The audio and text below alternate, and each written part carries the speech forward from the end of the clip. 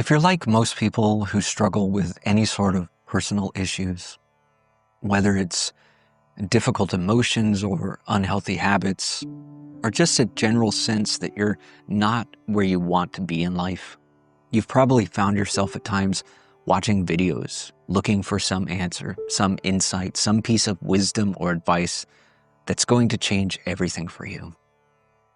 And maybe you've seen videos that promise that by the end, you'll never feel unhappy ever again, or you'll never feel angry or afraid or whatever promise they make. Or maybe you've seen those videos with a title that simply says, "This video will change your life." And so you click and watch, you listen and nod along to a message that sounds inspiring and agreeable and wise. And maybe you even have a moment of genuine insight or inspiration. Maybe it leaves you feeling motivated. But after a couple of weeks, or maybe even just a couple of days, you notice nothing has really changed.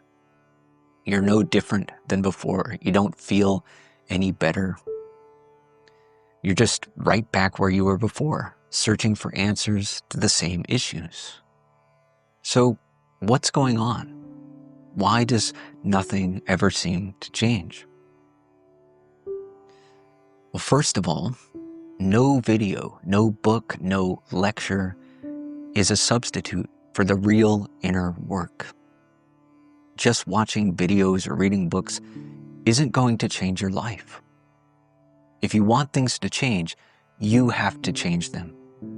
You have to actually do the work.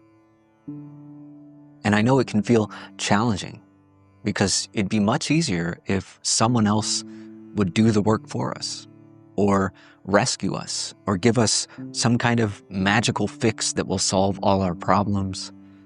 But that's just not how it works.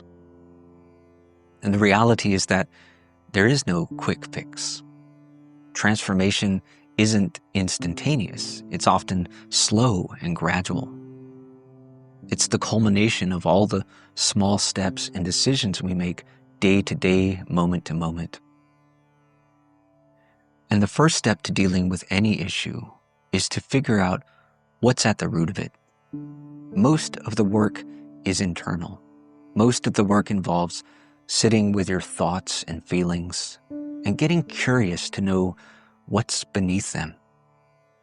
Because most of what keeps you stuck in life isn't on the surface. It's what's hidden in the shadows of the subconscious. And the only way to uncover it is to get in there and shine the light of awareness. I'm reminded of something Joseph Campbell once said, that the cave you fear to enter holds the treasure you seek. And what that means is that the very parts of yourself that you avoid, like the memories that feel too painful to revisit, the emotions you've buried deep down, the truths about yourself that feel too uncomfortable to acknowledge, those are the places that hold the keys to your healing. It's someplace deep within that cave that you reclaim the pieces of yourself you lost so long ago. But you have to be willing to enter. You have to be willing to face your fear with courage. You have to slay the dragon to get the gold. And it's not an enjoyable process. Most people avoid the inner work because it's not particularly fun or exciting. It doesn't feel pleasant. In fact, it often feels deeply uncomfortable and messy. Because we're choosing to face things in ourselves we'd rather not look at. Unpleasant feelings, traumatic memories, grief, sorrow, resentments, and regrets. We're choosing to sit with our suffering instead of running away. We're choosing to allow emotions to rise up and be felt rather than stuffing them down and looking for distractions. And oftentimes it simply involves catching yourself in some unhealthy pattern and asking, why do I keep doing this? and not with judgment or condemnation, but with genuine curiosity. And that isn't to say there won't be moments of incredible insight, like a sudden epiphany where everything shifts, where an old habit drops or something dislodges and suddenly you're no longer stuck. But those moments tend to come as a result of the inner work and not before. They tend to occur when you're looking within, looking deeply at the mechanisms behind your behaviors, and when you're willing to face the things you've been avoiding. And this requires patience and honesty and self-reflection. This is why videos like this one won't change your life, because a video won't do the work for you. A video can't sit with your fear. A video can't observe your patterns. A video can't make you pause when you're about to repeat the same mistake you've made a dozen times. All it can do is offer some sense of direction. It can point you to the path, but it's not going to carry you. You have to walk that path yourself. The moment you decide to actually start doing the work, even if it's messy, that's the moment your life really begins to shift. That's when everything begins to open up. Maybe not all at once, maybe not overnight, but step by step, day by day, moment by moment. And here's the thing to understand. You don't need to rush the process.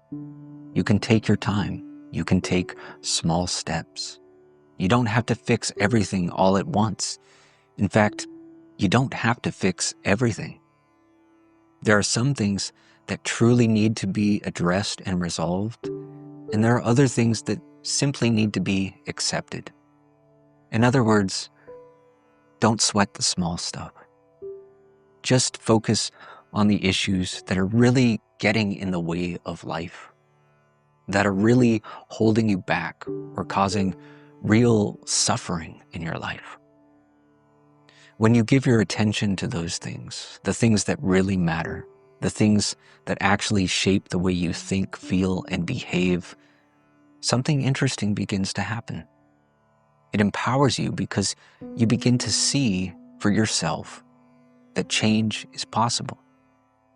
Not because someone told you it was, but because you actually see it happening.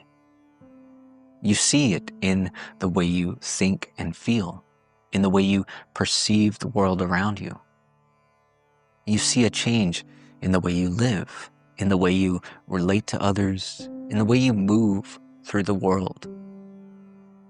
And there comes the realization that the work you once avoided, the discomfort you once ran away from, is actually the path that leads to growth and healing. And not only that, it's the path that leads you back to yourself, to a version of yourself that feels more true and authentic, and to a life that feels more meaningful and fulfilling. And that doesn't mean the journey is easy. At times, it can be extremely challenging. There will be moments when you want to give up or turn back. There will be moments when you stumble or wander off the path. But the truth is, it's all part of the journey. Even losing your way is part of the journey.